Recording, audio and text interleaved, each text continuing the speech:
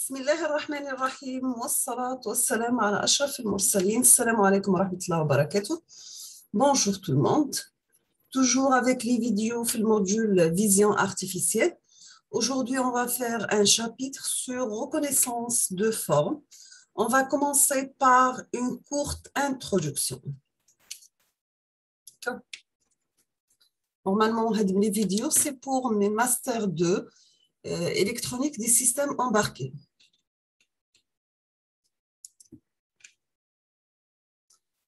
La première des choses pour l'introduction, il faut commencer par définir c'est quoi une forme.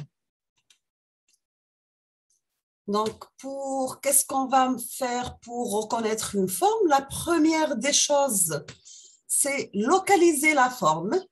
Deuxièmement, nommer la forme ou bien la chose qu'on va reconnaître. Troisièmement, c'est faire l'interprétation de la chose. Toujours dans n'importe quel système de reconnaissance de forme, il faut passer obligatoirement par les étapes suivantes. Toujours, nous avons le monde physique. Deuxièmement, on doit faire un codage de ce monde. Après le codage, on va passer à l'étape de pré-traitement. Après analyse, et on va passer à la décision ou bien apprentissage et après décision. Et à la fin, on termine par une interprétation.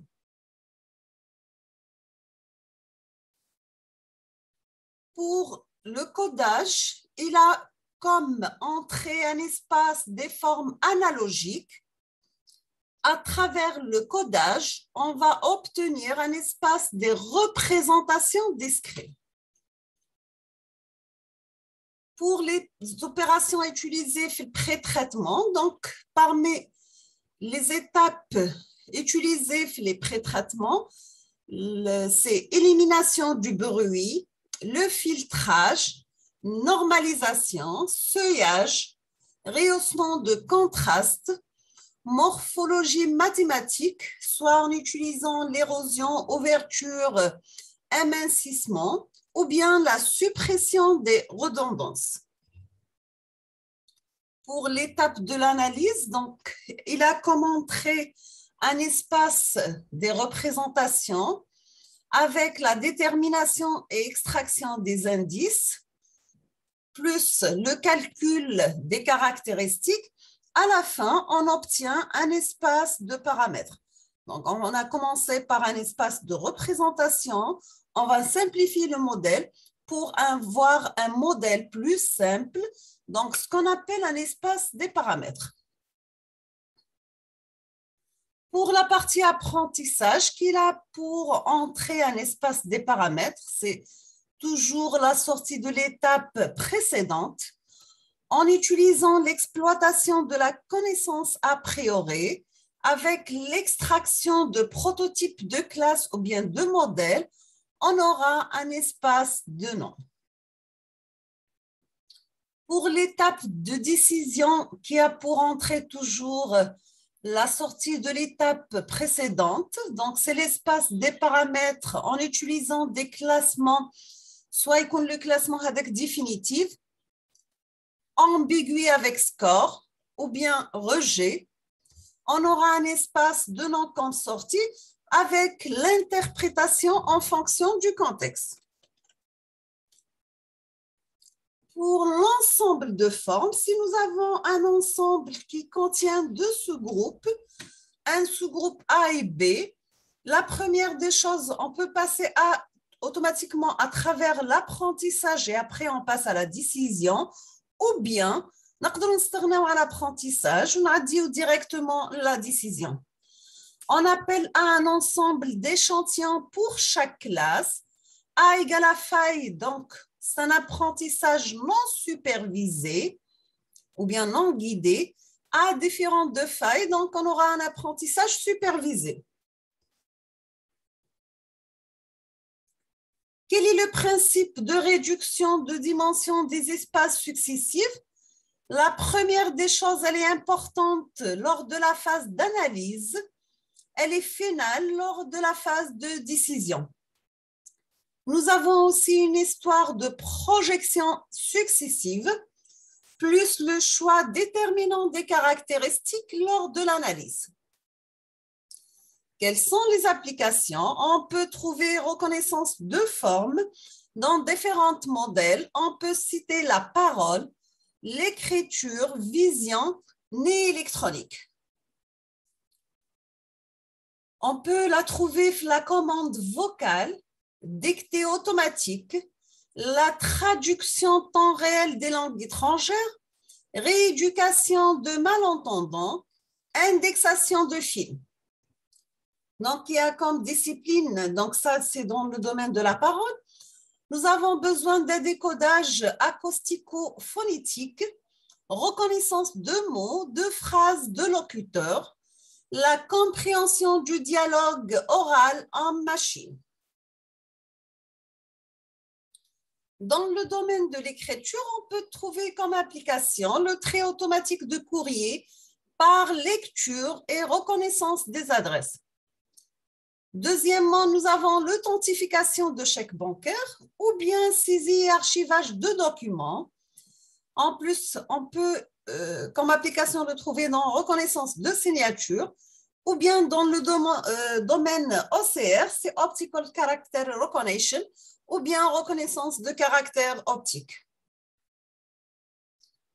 Dans le domaine de la vision, on peut trouver comme application le traitement, l'analyse et interprétation des images, reconnaissance des empreintes digitales, analyse d'images, de radiographie ou d'échographie, analyse de défauts de pièces d'usinage, surveillance de process en robotique.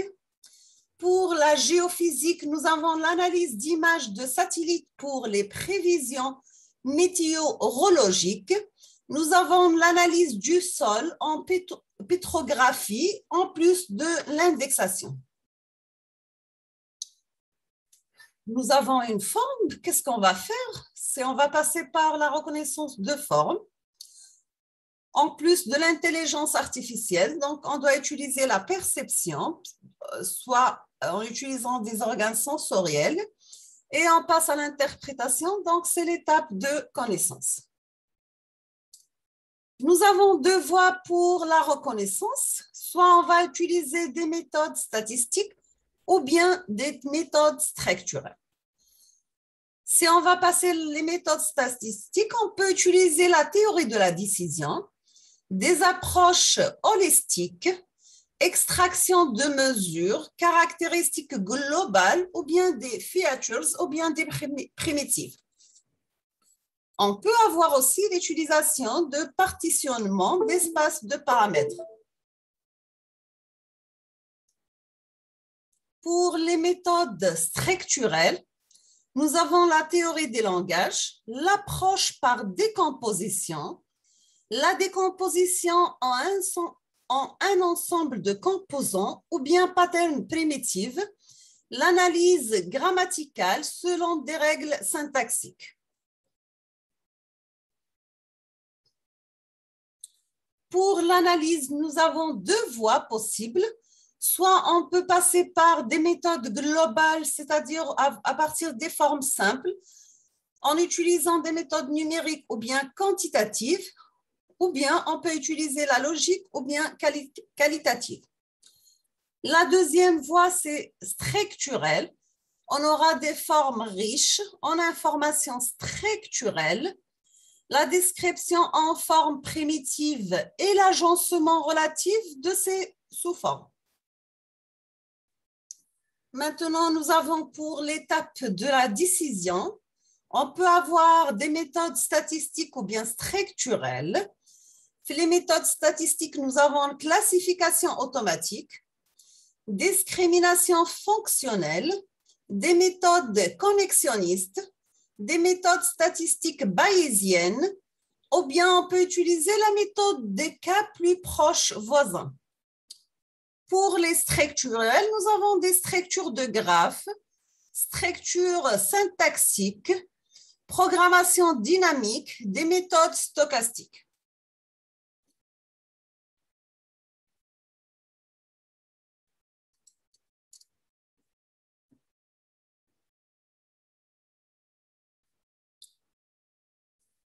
On va citer quelques exemples pour le domaine de reconnaissance de chiffres manuscrits. La première étape, c'est bien réfléchir sur la forme des chiffres. Après, on va faire l'analyse en se basant sur les orientations statistiques structurelles, statistico-structurelles. Deuxièmement, on peut faire définition des caractéristiques discriminantes. Troisièmement, l'extraire de l'ensemble de ces attributs caractéristiques sur un ensemble d'apprentissage. Quatrièmement, déterminer les séparatrices des classes sur l'ensemble de l'apprentissage ou bien en utilisant un réseau de neurones pour faire l'apprentissage. On termine avec l'étape de décision, c'est-à-dire on va lancer la décision, affectation à une des classes, parce que nous avons les chiffres 0 jusqu'à 9, donc on aura 10 classes sur les formes présentées à l'aide de process de décision choisis pour l'analyse. On peut passer par le traitement de l'image pour segmenter les chiffres. Après, on va faire des pré-traitements et on va voir des caractéristiques. Donc, nous avons le codage. On aura du chiffre dans cette image. Cette image est accompagnée de bruit et flou.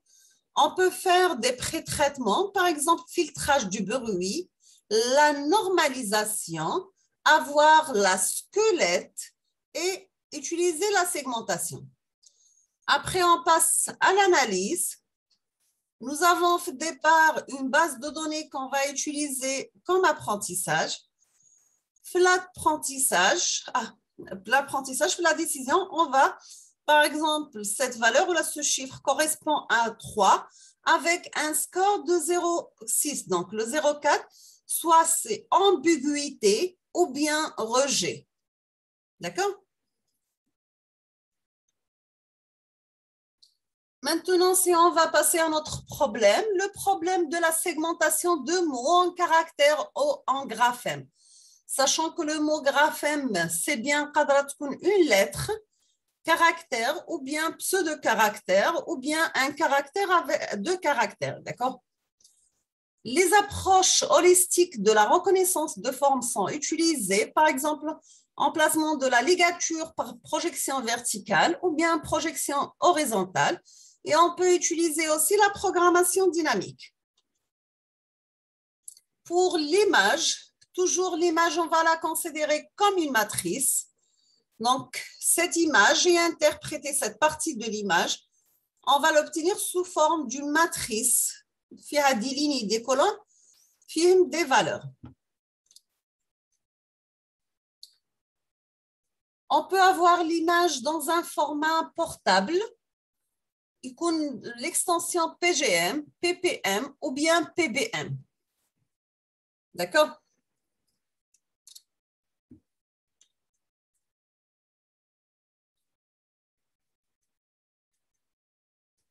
Maintenant, dans le domaine de la parole, on a terminé avec l'écriture. On va passer prendre quelques exemples de la parole. Toujours, la parole, on va la considérer comme une onde. Elle a comme intensité un débit du flot d'air plus l'ouverture des cordes vocales, la hauteur des fréquences de vibration des cordes vocales pour les sons voisés. Le timbre, c'est la modulation de l'onde par la forme du conduit vocal. Quel est le travail du phonéticien? C'est bien sûr isoler l'onde ou bien la parole contenue en segments phonétiques. Deuxièmement, il va passer à la classification des sons d'une langue. Après, il va faire l'utilisation d'une unité sonore minimale, ce qu'on appelle le phonème. Donc, c'est l'écriture, on appelle ça graphème. La parole, c'est phonème. Si on va prendre un exemple de caractéristiques générales des voyelles du français, nous avons des vibrations des cordes vocales, lieu de l'articulation, stabilité des articulateurs. On aura deux classes, soit des voyelles orales ou bien des voyelles nasales. Nous avons aussi l'aperture vocalique, petite, moyenne et grande. Lieu d'articulation, est-ce qu'elle est antérieure ou bien postérieure? L'intervention des lèvres, labiale ou bien non labiale?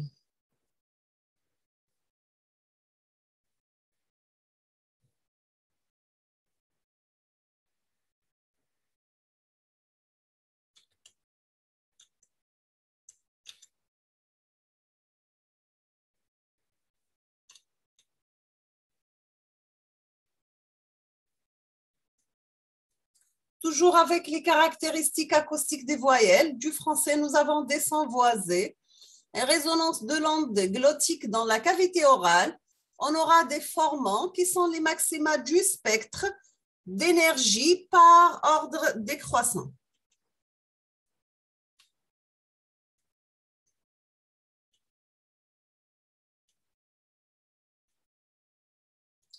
Maintenant, on va définir c'est quoi le pré-traitement, ou bien on laisse ça pour la prochaine vidéo pour que la vidéo me dise tout est là, d'accord?